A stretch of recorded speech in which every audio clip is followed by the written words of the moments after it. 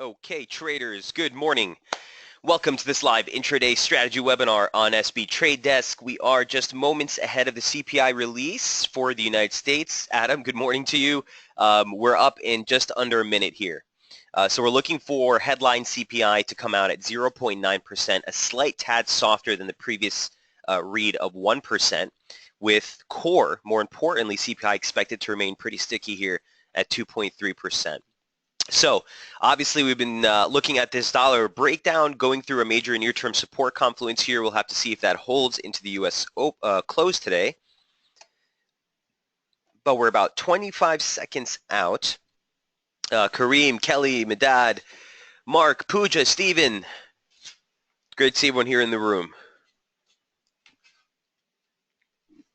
All right, 12 seconds out. As a disclaimer, I'm still holding a small position on that Aussie long from yesterday. We'll go over that in a moment, but let's get through the release. And survey says 0.8 weaker than expected and a downtick, ouch, in longer-term core inflation here. So certainly should be something that would weigh heavily on the greenback. As you see, again, the major two Fed stances, employment and CPI, inflation, continues to be the laggard. So if inflation is indeed slowing or we're not getting that pickup that we're looking for, that really puts the Fed between a rock and a hard place with their ability to do anything on the side of normalization. That being said, the dollar is quite stretched here on some of the dollar crosses. On the index, as far as that's concerned, I would start to look for resistance on a rebound towards 11,900, same region we just capped out at. You'd want to stay bearish below the 100-day moving average, which has offered some support over the last couple of days. Near-term support, you're coming into a big region here, and that region is defined by 11,849 into 853. You got the 618 retracement.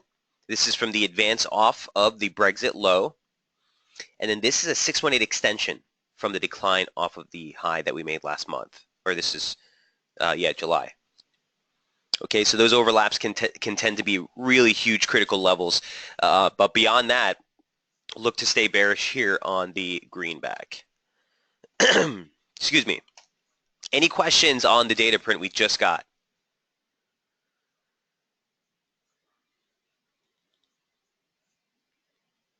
Building permits weaker than expected, stronger than expected on housing starts, so we'll call that a wash. Month on month, right in line with expectations. Core slightly weaker, and again, the year on year, obviously missing expectations as well as downtick in the core rate. All right, so expect some of that dollar weakness to follow through. Look for some major support here as we head into this region, 11,850, 11,853. Good morning, Eileen. Great to see you in the room. Okay, so that's the print for the day, essentially. You do get industrial production numbers a little bit later, 9:15. We'll see if we can't cover that, but it shouldn't be a major market mover by any means.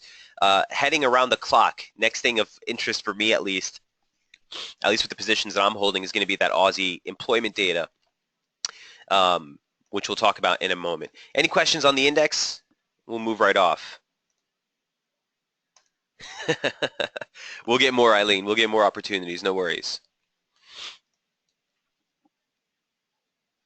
Okay, here is what Aussie dollar looks like, and let's go over what we were talking about last night. So here's the update from last night. I talked about this in the webinar yesterday. If you guys were on Daily FX, I actually opened up a long in Aussie right at the open of Asia trade. Okay, we had come into a pretty nice sweet spot. It was 100% extension off the high. It was median line support for a level that's been giving us really nice touches on both ends.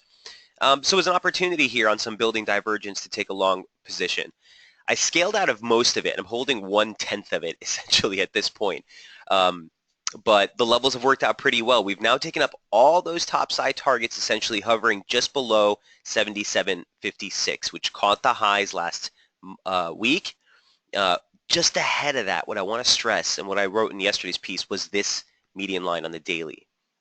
This sliding parallel of the same operative slope, which has been so fruitful for this pair, if you just take a sliding parallel of that same slope, literally caught both of those highs that we made yesterday or last week.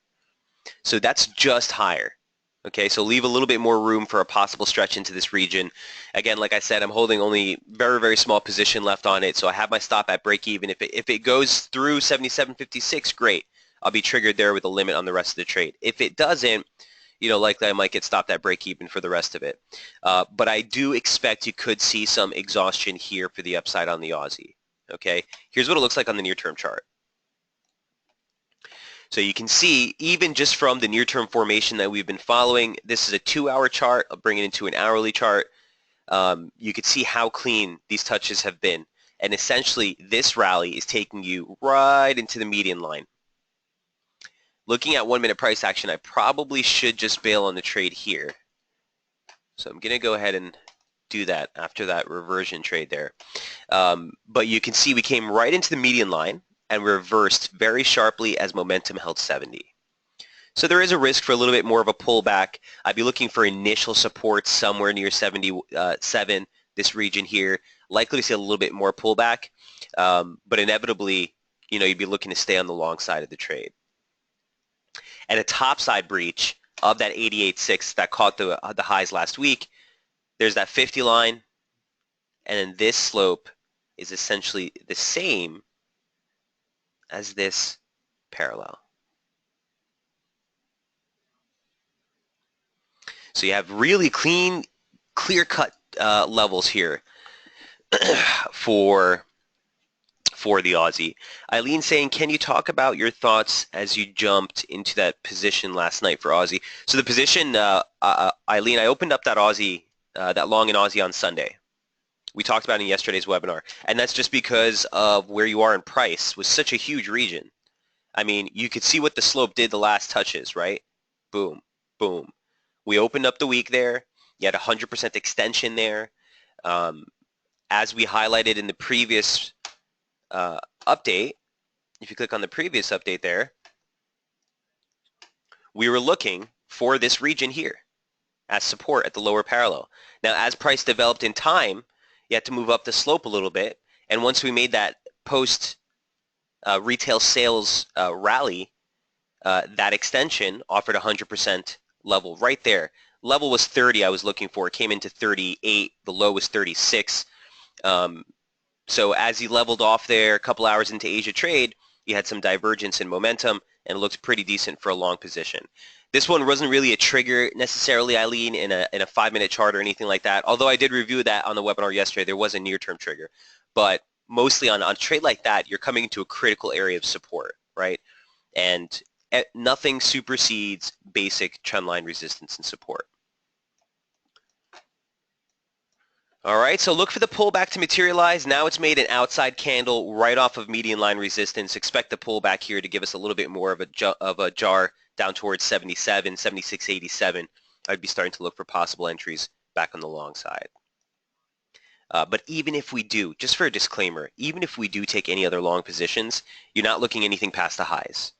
Failure here, again, just ahead of the high day close, just ahead of the 88.6 where we failed last week.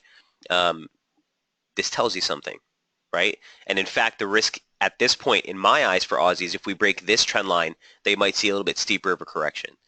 Not a reversal, but just a near-term correction lower before the resumption. So actually closing out that short was a good call, but closing out that long was a good call, but it actually was a good opportunity to try the short. Let me show you what the 5-minute looks like here. Again, couple of entries on this one. So these are the exits that we scaled out of over the last couple of days. Again, right ahead of the release, I scaled out of another 91 pips. Here's the breakdown, and I kind of bailed just on the rest of it. But the long story short is momentum is seeing some divergence into these highs on a 5-minute chart. Okay, and here's your first break. If we push this candle below 40, that would suggest to me that you're seeing a serious near-term reversal in momentum. Again, leaving the risk for a near-term correction, near-term pullback into support here. Ideally, something like that might give you a nice entry. Any questions on Aussie before we move off? Gaurav, Kiwi dollar. I see there's an open trade on SB. Yeah, we'll take a look at Kiwi.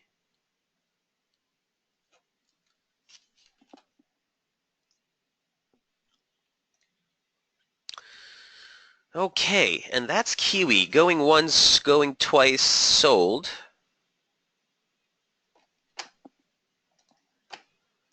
Next on tap from yesterday was Euro dollar. Euro is just this thing just rocketed and took out all our topside objectives, so I do need to update you on some of the levels beyond here. I am looking for exhaustion on the Euro. Before I even look at the chart, I don't know what we're doing right now, but I am looking for some near-term exhaustion on this stretch. Here's what the daily chart looks like. Wow, we might have gotten it already. Let's start with the daily chart.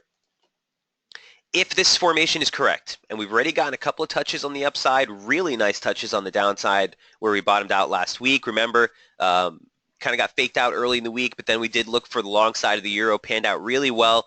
Here's the break of that big region I was talking about yesterday, 112.26, 112.30, 112.31. 618 retracement of the Brexit decline, the 100% extension of the rally off the Brexit low. It's exactly where we capped out last, or the opening range high for the month. And this not only breaks that key Fibonacci confluence, but now is an objective break of the monthly opening range. Now, to be fair, we can't make that assumption until we get the close of this candle. But if it does close at these levels, it would constitute an objective break, aside from what I say or Jamie says or whatever anyone thinks. Price action, here's your monthly open, you set a high, you make a low, test a low, failure at the high for the initial stretch, break. We need to close at these levels. That being said, we are at risk for a near-term pullback below here. Basic 786 retracement from that same decline. You've seen the 618 offer some resistance, so the 786 may do the same. And just higher from where we peaked out, you could get another stretch into the US Open, is the median line for the current operative slope. Okay, so that's all to say, Euro just tagged or could tag another run into near-term resistance, 113.17, 113.20. I'd be watching for a major resistance there. On a pullback, look for interim support right back at where key resistance was, 112.26, 112.30, right here. Okay, really good signs in momentum. On the momentum signature, there's the break that we saw last month in the momentum off of a 3-month trigger. Couldn't break 60 on that upslope, but look where we found support on the way back. Former resistance, now support, and here's the scoop. Want to see this close today above 60 as well. Here's what it looks like on the 30-minute chart.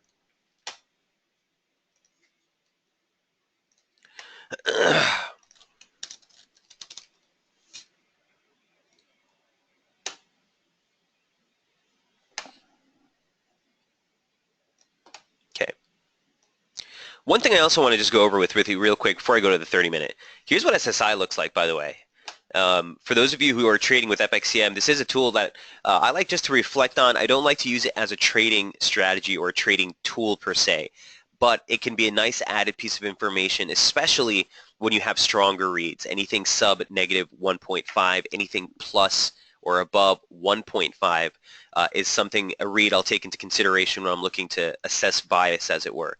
If you look at the euro dollar now, and I wrote about this on Daily FX yesterday, we've seen that the negative sentiment has even exacerbated even more so now.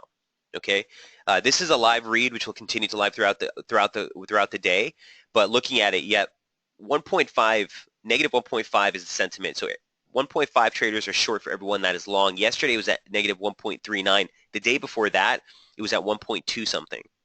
So you're seeing that the shorts are building up as far as retail sentiment is concerned. That only exacerbates, or what's the word I want to use?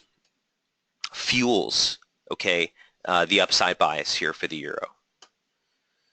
So the immediate side, from a technical standpoint, is vulnerable. Okay, I would be looking for the pullback to give us a little bit more of a concrete pull into support before rebounding again. Long story though, this is an objective break, and above this region, this thing is bound to go higher. You have the 100-day moving average and that key Fibonacci confluence that we talked about, former highs. It's all loaded up. It's all loaded up right there. Questions on the euro. Here's what the near-term chart looks like. We do have to redo some of these levels, but I thought I'd do it with you live here in the session. Here's what it looked like yesterday. on the near-term approach. Okay, this was your 120-minute. I was essentially looking for this pullback here for a trigger right there. Why? You had the monthly open backed very closely by the weekly open and that median line. So for me, this would have been like a sweet, sweet entry if we would have gotten just a little bit lower. Sometimes you're just pulling hairs on something. And this was actually the opening range low for Asia, so I should have known better. But long story short, I missed the entry on this one yesterday. And it was just an objective break of the Asia opening range high. It was your trigger right off the bat. You could have gotten into this with like a 15 pip stop. And we're off to the races. So the long and short of it is, you've already taken out all the top side targets. So Grav says, where are these yellow circles on your chart? Where? Or what? I'm sorry, are these yellows? So these are points of reference that are key. When I redo the fibs, you might see them there just hovering out of nowhere, but something was there. These are confluence points, Gaurav. So these are inflection points in price. Any level that you see me highlight basically in the report will typically, I'll have it highlighted on the chart. Their targets as far as these are concerned, this was support, this was bullish invalidation, and these were the top side targets. Likewise, if you do see a break below this, basically you're looking to target the next highlighted region. Okay, their major inflection points are key confluence regions where they should be targeted either as support or resistance, depending on where price is, obviously. But as far as the euro is concerned at this point, like I said, look for a pullback. I'd like to get back on the long side. At this point, we can pull up bullish invalidation. I think it's safe to say at this point we can bring it right back into the monthly and weekly open. So from 111.34, where we had it yesterday, we'll go ahead and lift that or raise that up to 111.70, which is the monthly open for euro dollar. But expect some pullback from here.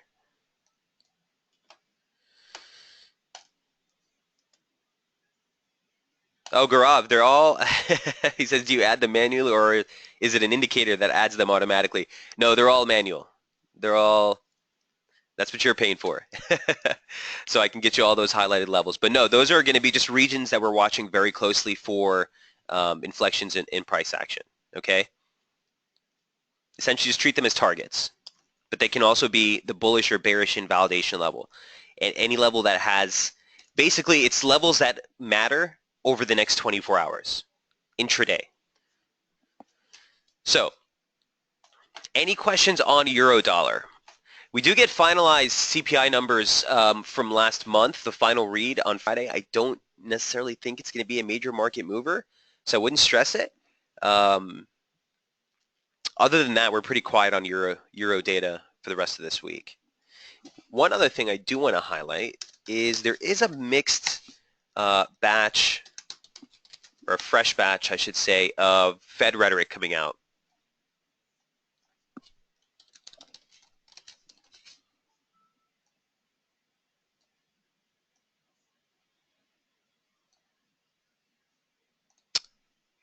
Here's the schedule, by the way, if you want to take a snapshot of the screen for your future reference. We come on tap again tomorrow with James Bullard, who will be on Wires speaking in St. Louis. We get the Fed minutes tomorrow afternoon. I'll talk to Jamie if there's going to be any change to the midweek strategy webinar. I don't think necessarily there will be, but we'll talk to him and I'll update you. By the way, for anyone who's new to SB, always remember that you can find the latest webinar schedule right here on the homepage. Just click on SB Trade Desk and it's going to be always updated here weekly. So if there are any changes to the webinar schedule, you'll see that updated here right off the bat. But keep in mind, Bullard tomorrow, as well as the Fed minutes tomorrow afternoon here in New York.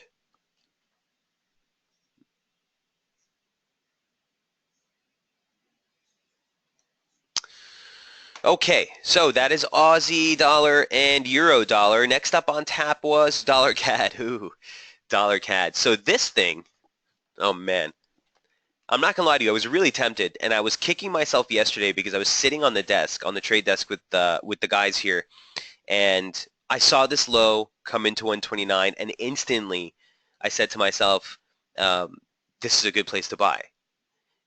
You know, you have a really decent stop.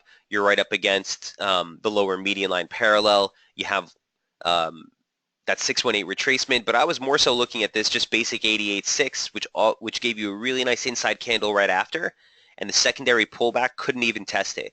So this literally would have been like a 10 pip stop. Once it started rallying into the U.S. trade session, I was kicking myself because, you know, you actually had a nice 30 pip gain to the upside before this thing turned around. Obviously, hindsight, I probably wouldn't have got out because I would have been targeting the weekly open and we would have got stopped out in the trade. Didn't see this one coming. This is a big region. While below 129, this thing is at serious risk. Okay? I don't even know where to start. Here's where the daily chart starts. Let me show you this first. So we've been following this slope for months and months and months, ever since the low of the year that came here in May, on May 3rd specifically. Forget the trend line. I mean, forget the pitchfork. Just basic trend line support. That broke. All right, cool. Well, is that slope something important? Sure. You got a median line or a sliding parallel here that caught some nice pivots on a closed basis. You could slide that parallel to the high that we made mid-month in June. That caught some really nice pivots on the highs, which adds influence, efficacy, significance, whatever you want to call it, to this break. Okay? Add to that it's also a 618 basic retracement of the range from the low that you made there to the high. So trigger break in momentum. I mean, there's a lot to look at, and this would be the first 40 break that you've seen since back here. Now, the last time we saw that 40 break was on June 3rd, and that was on the onset of this just drop-off, which saw a massive reversal lower in dollar CAD down to the 126.60 region. So if this 40 break here is legit today and we do close the session at these levels, you know, that only further exacerbates the possibility for further losses here in dollar CAD. It's not going to be a straight shot. And absolutely, Gaurav, you're absolutely right. I will do that in just a moment. He took the words out of my mouth. He says, would you recommend looking at crude prices before you trade dollar CAD? Absolutely. And one of the reasons I was looking, Gaurav, for this hold near 129, 128.80 is exactly because of what oil prices were doing. Remember this chart? We were looking for resistance at this confluence. We broke higher. Yesterday we noted the May open, which has been a massive pivot in price, both on a close basis and on a spike price basis, right? Doesn't get much cleaner than that. And I was looking for resistance there, so it only made sense that, you know, you look for crude to trade a little bit higher, as we said in the webinar yesterday. You look for dollar CAD to trade a little bit lower, but when I said dollar CAD a little bit lower, that's not quite what I meant. That's a lot lower than I thought. So look, don't try to play hero on this. Kicking myself yesterday for not taking it, you know, praising myself today for not taking it. Whatever way you look at it, at the end of the day, I'm not going to try to, you know, get cute on this one and try to call the reversal. We'll look at dollar yen, and I think this is one of the main reasons dollar yen is being propagated lower too, is because everyone's trying to call the reversal. And even us last week, guys, I showed you a chart last week. Might not take any positions on it, but I was getting faked out too. Dollar yen was coming in some pretty interesting areas that, well, if it's going to rebound, should rebound here. And that's the exact attitude we took last night. If it's going to rebound, you should rebound here. This is why looking at near-term price action and waiting for the rebound to show constructive near-term price action is always going to be in your benefit instead of just trying to, you know, call the swing low. So, I mean, we'll take a look at dollar CAD.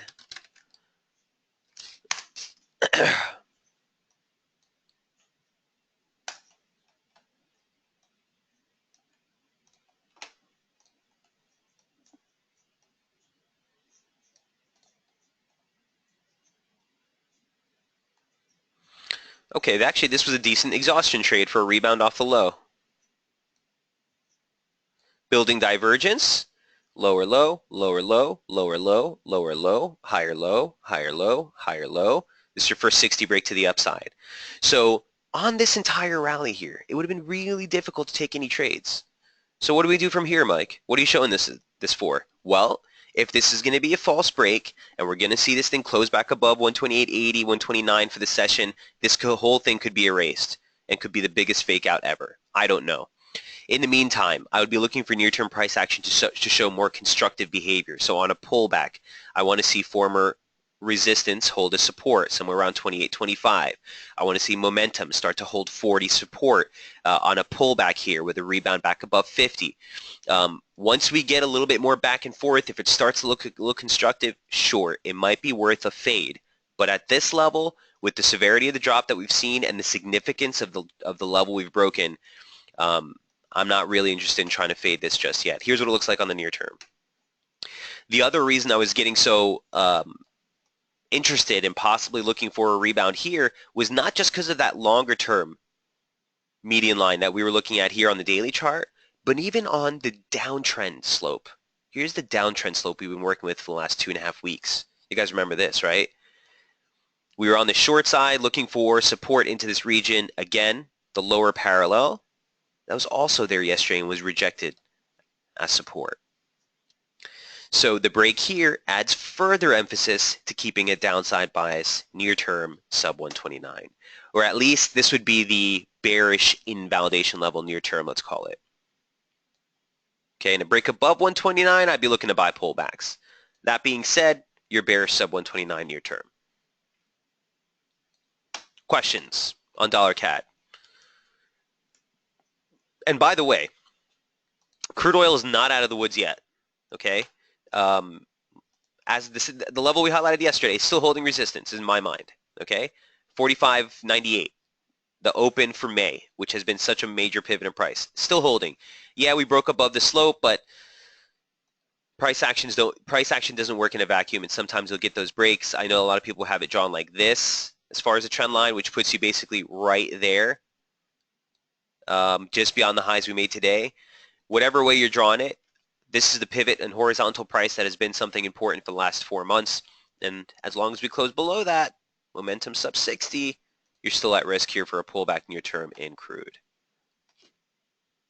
Whether that will materialize into a $CAD long, we need to see some near-term constructive price action in $CAD.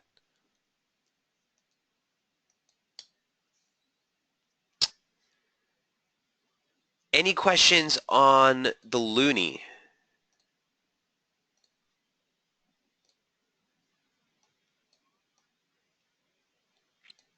Beyond here, as far as support is concerned, heading lower, you're looking for the 2016 low day close. That comes in at 27.23 on the downside.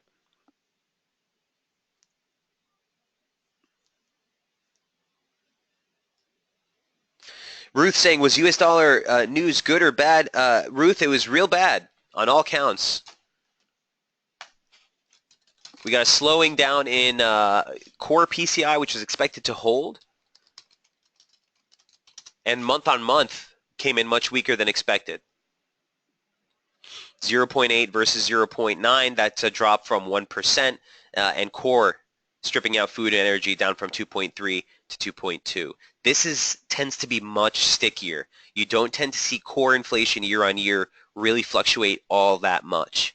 So even a 0.1 uptick or a 0.1 downtick, the markets and the Fed will be really closely examining. Okay, so I think your question, Ruth, is more of a study of price action. She's saying, so why did euro and sterling make such a big drop then? It's an exhaustion trade. It's an exhaustion trade.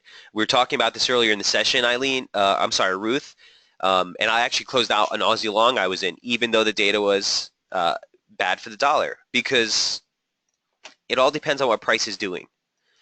These events, and you'll hear me and Jamie, laugh at the fundy guys all the time, but it's really true. These events do not change trend. They can trigger pullbacks, they can trigger corrections, but the trade is already there. Aussie's already been bullish. It's been rallying all night long, right?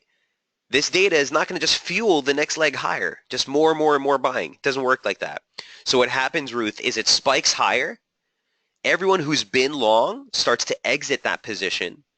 Those short positions or short market orders trigger a pullback, and then all of a sudden there's a cascade as all the people who are long start getting stopped out or closing those positions. Think about it from a trading mentality, guys. You got to put your head in the mind of what the market mindset is doing, right? Ruth, no one's going to see this move here, get bad US data, and go even more long Aussie at the monthly high. Not to mention at resistance, right? That's just not going to happen. Now you'll get a run on it. You'll get a quick spike into that region, but very rarely is something like that going to cause, you know, an uptrend at the highs of the week to break through.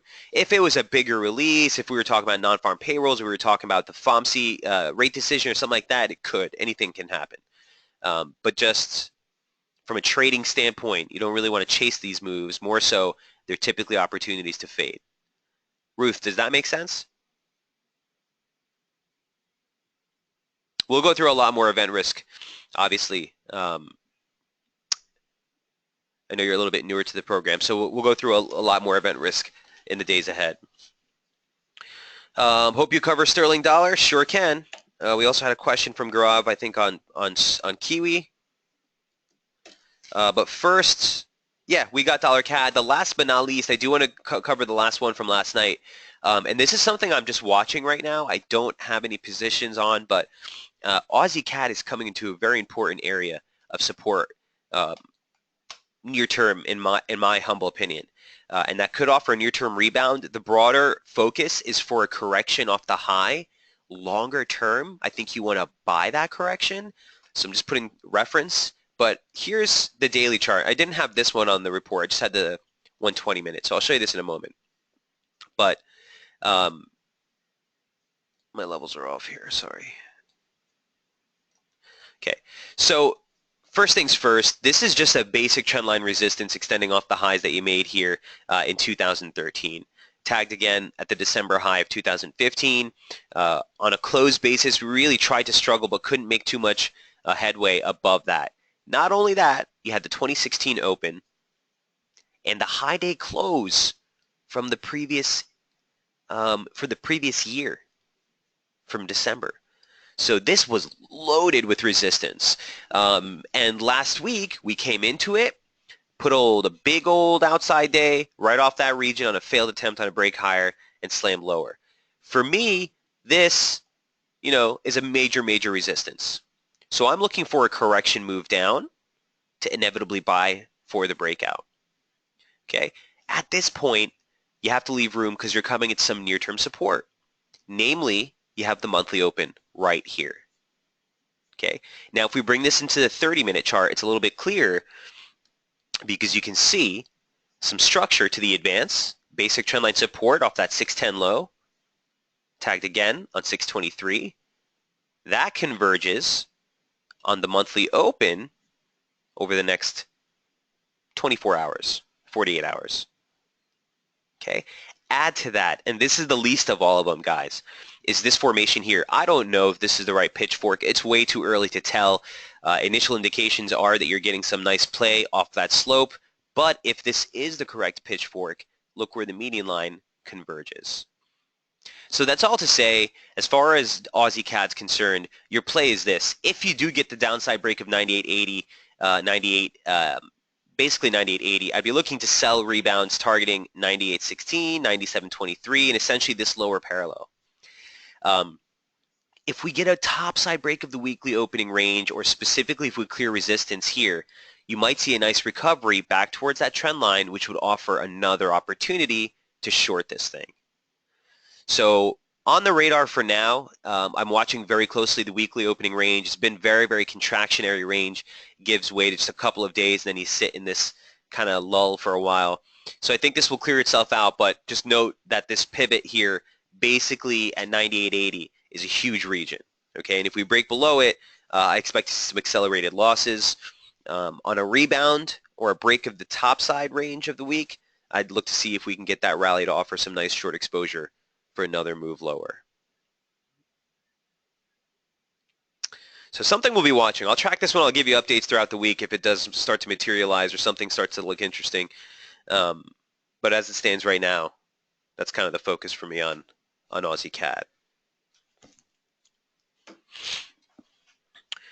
Okay, so we went over Euro, Aussie, Dollar CAD, Aussie CAD. That's all I got from yesterday's update. I want to see what your questions are. I do have a request for Kiwi, a request for Sterling. Let's go over the Kiwi first in the order they came in. Here's what Kiwi dollar looks like.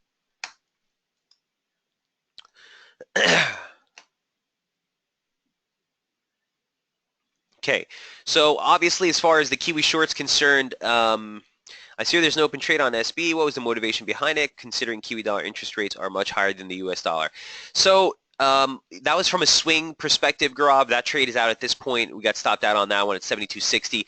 One thing I want to say, it was only a 10-pip stop, but one thing I want to say, Gaurav, is that's not going to be our style of trading, right? If you're taking a position based on interest rate differentials, you better be looking to take a long-term position, my friend. Okay, because a trade, comments like that, that's never going to guide our.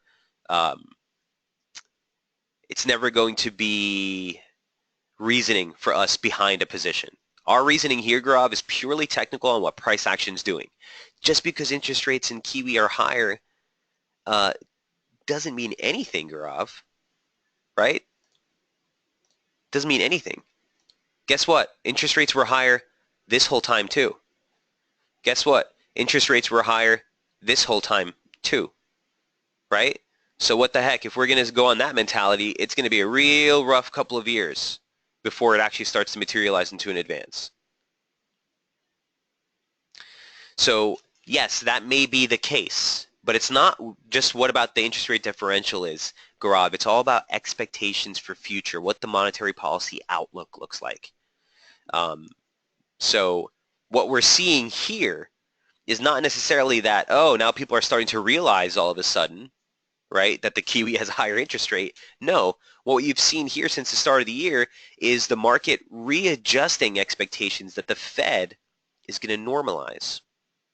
So if you have to assign and I don't want you to do this, but if you have to assign a fundamental sort of story to what's going on, that's what's happening. We came into the year expecting 4 interest rate hikes from the FOMC. We're now looking at maybe 1, right? Not even, markets aren't even factoring that in, but hey, you never know. They might do it in December just to show face. So I don't want to go off on a tangent any more than that, Gaurav, but just to give you my mindset. But looking at the Kiwi, look, I'm not going to lie to you guys and try to put a story on even the technicals at this point. I did like the swing position that Jamie took. At the end of the day, it cost us 10 pips, no big deal. It doubled back pretty hard. All I'm looking at are the same levels that I talked to you guys about last week on the daily chart. That's this 72.96 level in the 72.90, the March 2015 low day close, and the 2016 high day close from last month. Now, we made a new high day, obviously, so the close of that one is acting as support near term at 72. But basically, the long and short of it is, I don't want to touch this thing. If we close above this region, which we haven't been able to do for 3 months, sure, you're looking for a rally towards 73.80. No ifs, ands, or buts about it. Really nice level. Confluence resistance from confluence Fibonacci resistance. That being said, I don't really want to. I'm not really trying to mess with this thing.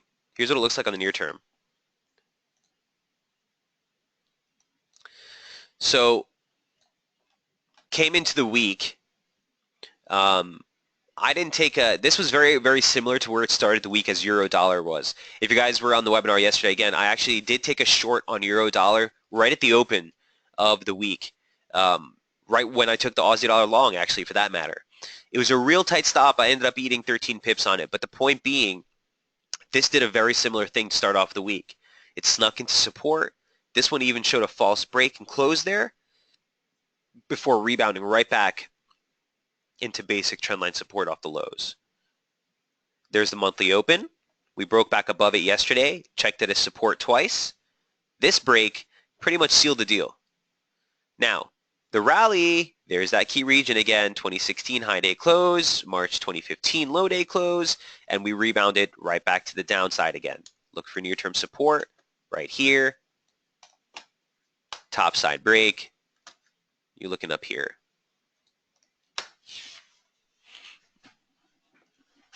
I mean, that's my best interpretation of the near-term outlook. I think this question was for you, Gaurav. Yeah. I think this is my best interpretation of what's happening near-term for Kiwi. Again, I haven't messed with it.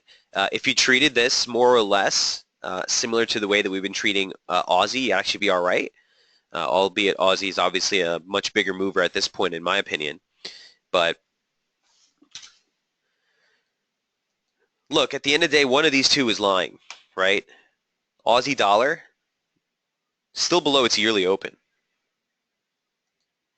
Kiwi dollar, just stretched into a new yearly high. I'm sorry, not its yearly open, guys. Below its yearly high, right? Here's the yearly high that we made in 2016, April of this year. Kiwi dollar has already broken its previous yearly high, or the high for the year previously made last month. So these are oftentimes exhaustion points. A lot of times when you see something like this, it suggests that you're at a market turn. But it also, for us, keeps the focus on Aussie Key. And this is something that we've been looking at for a while. We're finding support now at a great spot. So if it's going to hold, this is sort of like where I want to see it hold. The swing trade is obviously at a break-even stop at this point. So I love where this thing's at, and I want to see this hold basically today's lows. So if you guys remember this chart from last week, no change. This is still the radar chart, mind you, that's posted. There's been no need to update these radar charts because they're still right. No change to any of the levels. We got that pull back into the January low up for 2016, which was a confluence region of support. Beautiful hold. Beautiful hold last week. Rallied right through. Again, pulling back. Here's the support. Nice confluence. Former resistance, now support. Current operative lower median line parallel. Nice hold there. And that's what we're looking at on that 30-minute chart. Let me just put in 2 hour here just to give you reference. And let's clean this up for you. Don't need this.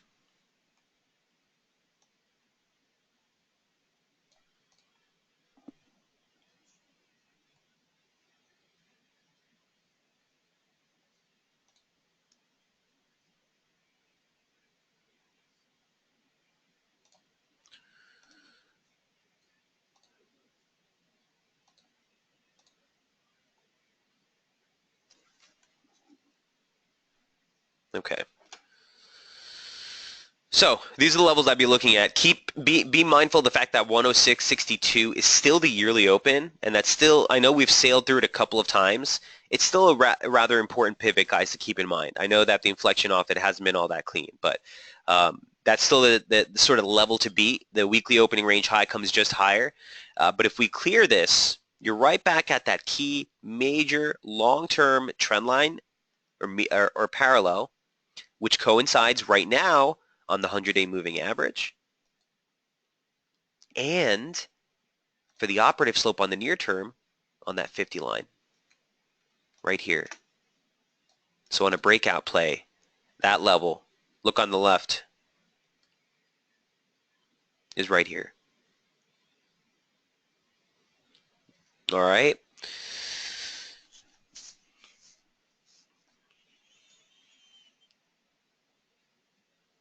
Any questions on Aussie Kiwi? Gaurav, does that make sense for the Kiwi dollar that you asked for? He says, okay, thank you, more than welcome. Ruth, sterling dollar. Here comes British pound. Excuse me, by the way, guys. I'm fighting a cold, which is odd because it is super humid here in New York, but nonetheless, you can't choose the times of turmoil. Here's what sterling looks like at the daily chart. I don't even know if you guys want to look at this. I mean, there's no change. We're still working under the assumption that we're coming into basic slope support, former resistance, huge pivot line that goes back years and years and years. That basically essentially caught the lows post-Brexit. And we're coming into that region of support just now. Momentum still showing slight divergence here as he made that close yesterday at a lower low. The oscillator obviously holding higher lows. That being said, here's what it looks like on the near term.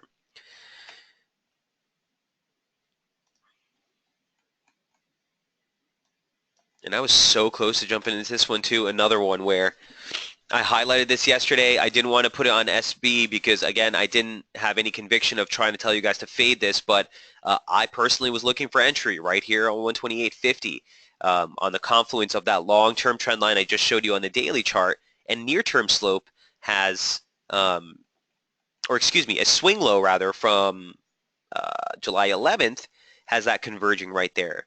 Didn't get the dip. At the end of the day, it was a basic break of the Asian opening range high And even if you didn't get that, the opening range, yep, Asia session opening range high, break, initial resistance held, second opportunity into the open of Europe, and here we are, the 50 line once again offering some near-term resistance.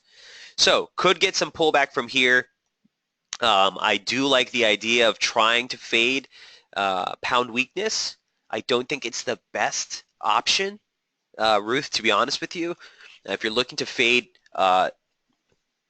dollar strength, okay, on a pullback, I would rather do it through Aussie. I'd rather do it through Euro.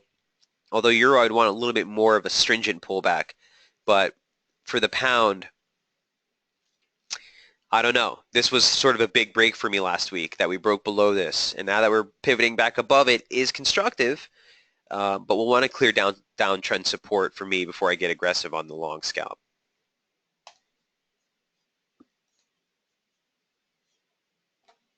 Remember, everyone is still long SSI. Now, one thing I'll note with this is that you're getting to an extreme, and when SSI gets into extremes, meaning super long or trade or retail traders are super short, those can call some major turns. So we're heading there now. I mean, we're at 2.76, which is definitely getting up there. You can see last time we saw something like that. We're still on the way down here. So you have a couple of days before I would start to get, really aggressive on saying that it's an extreme read in sentiment. But the long and short of it is most retail traders are still long, 73% of traders. Not really ideally the time for me to start calling for a rebound. At least not versus the dollar, right? Because again, dollar index coming into some near-term support. So I'd actually be interested in some of the yen crosses, the pound yen. And Eileen, perfect lead-in, says, any thoughts for euro yen? Both, I guess, near term or longer term. I guess the daily chart's what I'm looking at. Basic pivot line here that we've been following. Resistance, breakthrough, support. Looks like we're trying to make another support bounce off that. This is basic ML formation off the 2000 low, multi-year formation.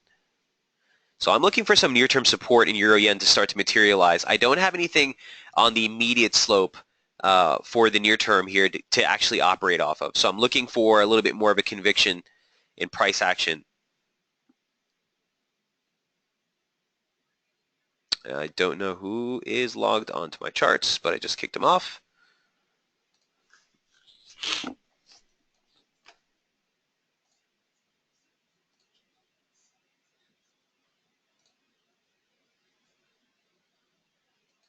A slope like that might be in play, Eileen.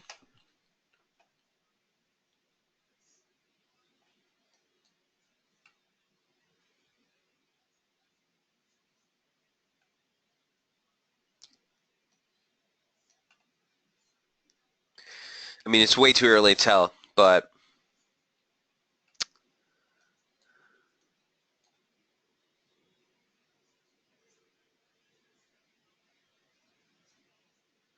nice divergent signal to the low, 70 hold. I mean, if we break the opening range high for the week, maybe it starts to treat it as more of a constructive trade. Where are your fibs from? Scroll out. Which fib? So you got a couple of different ones in work here, Eileen. You have the extension. This is off the decline from the highs here. That's what you see here in blue. And then this retracement is actually from the stretch low. This is your post-Brexit low, post-Brexit low.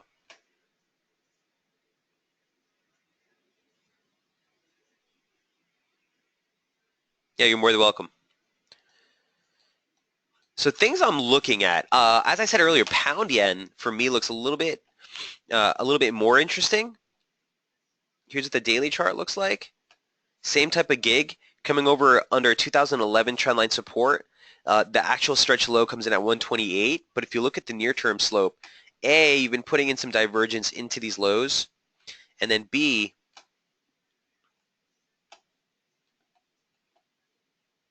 this region is what I was looking at yesterday, is what I want to clear to get bullish. It just so happens that the weekly open comes in right along that trend line, which comes in right along the median line or the 50 line off the highs. So for me, this is sort of the level of which 130.70, if we break through, I start to target those topside median lines. You got a lot of range here. Big, big ATR for pound yen. Remember, they don't call it the dragon for no reason. But I mean, it's super clean in that it's been holding this for so long. It's just that fading weakness in the pair. It has to be a super brief type of play. So if we were to get maybe a drop into this region, for example, and especially if it happens over the next few hours into U.S. Open here, I think that would be an ideal sort of move to try to fade. But again, super nimble. This is counter trend trading. It might end up being a material low, and you want to treat it like the way we did with the Aussie, kind of scale out and bring your stops up. That being said, while below the weekly open, you're still at risk. You're still at risk.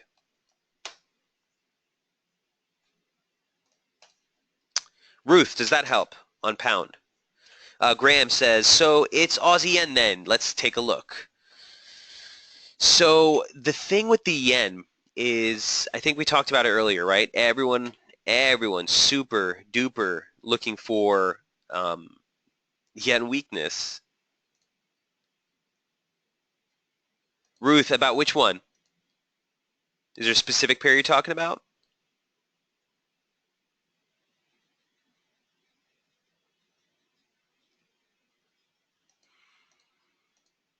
Let me know if there's something specific I can break down. Euro and sterling generally. So generally the USD. So again, as far as the euro is concerned, we made a breakout. We're looking for the pullback to find some support. All you need to know for the dollar, I think, did you miss this one earlier in the session, Ruth? All you need to know for the dollar is this. This is the level to beat today. If we close below this, it would validate a little bit more of a major break here for the dollar index. Okay, if we close above it, you're likely to see some more strength near term. This is a huge region right here. Very, very important.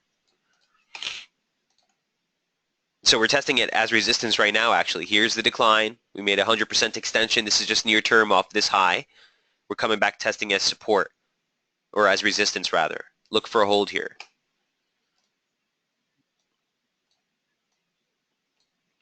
Aussie yen, I'm not really sure, Graham. Haven't taken a look at it, so let's do that. Aussie yen. Dun, dun, dun. I have coming some support here. Here's the monthly break. Obviously, it's the first time we check it out this month, so bear with me just one moment.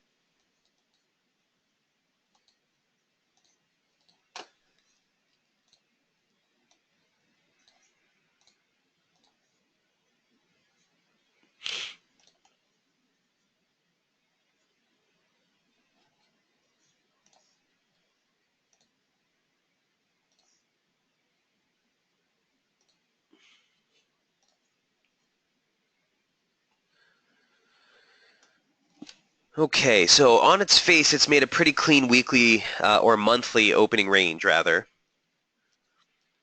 as momentum holds 60-40.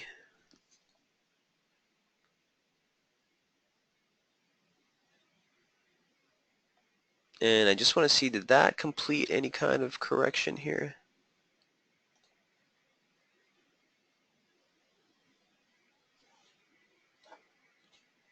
Oh.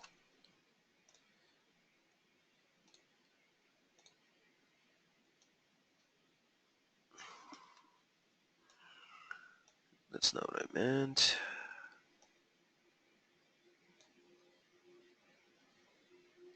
Okay.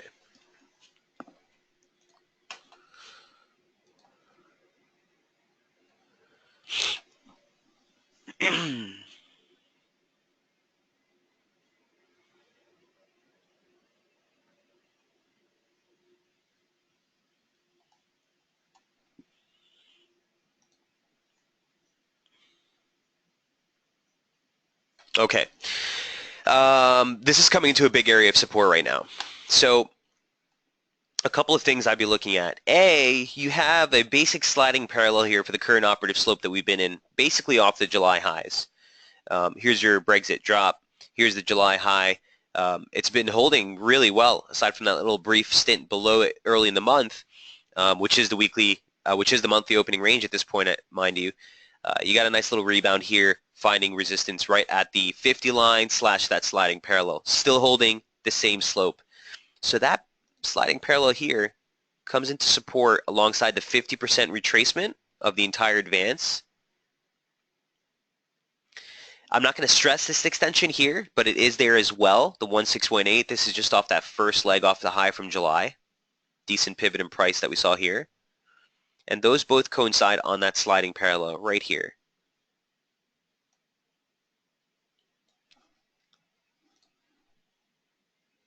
Boom. Whoop. And it looks like you just got a wick down there not too long ago.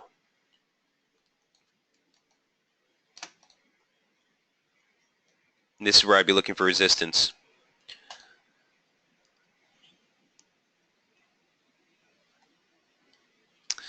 Let me see if I can clean this up for you guys. We could probably just delete that altogether.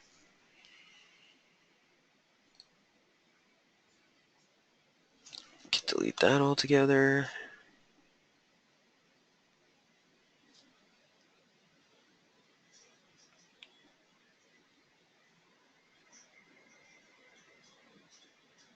All right. That's what I'd be working with. Graham, does that help on Aussie yen?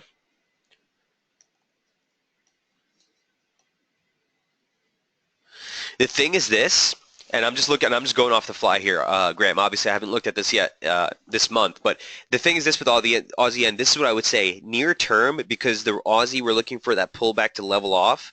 I would just watch out specifically on yen crosses, on what the yen does generally speaking, because if the Aussie does break down into a deeper correction, the yen strength you're seeing could really fuel some serious downside. I don't think that's going to happen. That's not my base case scenario. Again, if you put a gun to my head right now, I would say be long against 76.95, let's say. But obviously, we'll have to see how the U.S. Open looks. But you're coming into a nice area of support for sure, for sure. And divergence, price action to the lower low, the oscillator making a higher low. Looks ready for a pounce, but it's counter trend. Just keep that in mind. Graham says, thanks, I just saw the 30-minute divergence at support, yep, and wondered if I believe Aussie will pull back much more. Yeah, so I'll look for a re-entry here on the Aussie long if we hold that slope, but looks like it's on full-on collapse mode right now, so I wouldn't want to necessarily test an Aussie long position.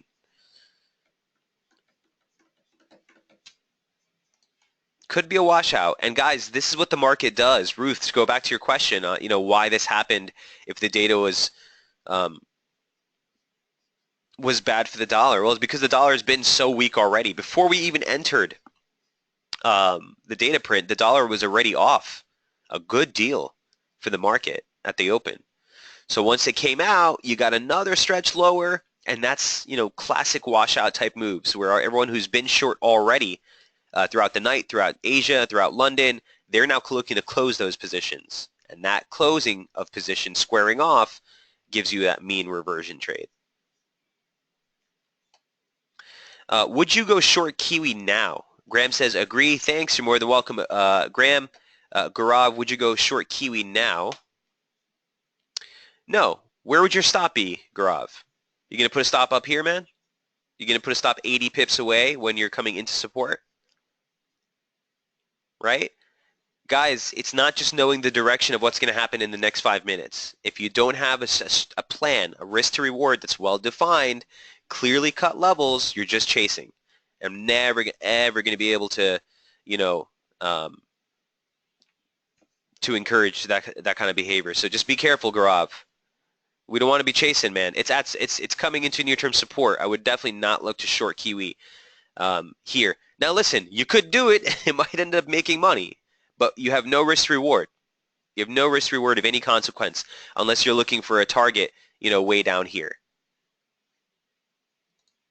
Does that make sense? It really depends on what your strategy is, guys. I'm talking to you here from a intraday strategy standpoint. From an intraday standpoint, I can't really advocate selling a couple pips above support.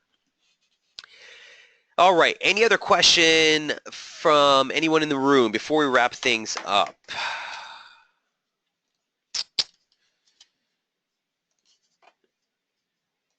Adam says, thanks for your awesome session, Michael. See you same time, same place tomorrow.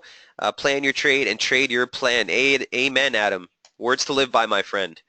Gaurav says, okay. Gaurav, if you have any more questions, man, feel free. You ask questions that I'm sure a lot of other people have in the room, so don't ever feel limited to that. All good for the class today. See you tomorrow, says Eileen. We'll wrap things up here, guys, if there are other questions, and we will see you all tomorrow morning. As far as data is concerned, we should be good on that. We'll keep you updated on tonight's update of anything new to come out. And again, best of luck trading. Cheers. Aussie Kiwi, where's the good entry now, says Joel. Okay, Joel, you caught me right before I cut the mic. We would kind of just miss the entry. The best entry would have been down here. Look, at this point, let's see. You'd want to get a stop. Let me say this, Joel. At this point, you'd want to get a stop against this low. So if we do get a pullback, as long as that stop allows for an ATR, or as long as that stop is lesser than our ATR, quarter of the daily ATR, then I'm good on it. I haven't checked it out recently, but basically if your risk to reward works with a stop against that low, this would be the best area to get back on the long side. You still need to clear the yearly open and push and close above 106.60, but that's the game plan moving forward. Joel, does that help? All right, guys, market open. I got to run. I will see you guys tomorrow morning. Best of luck trading. Cheers.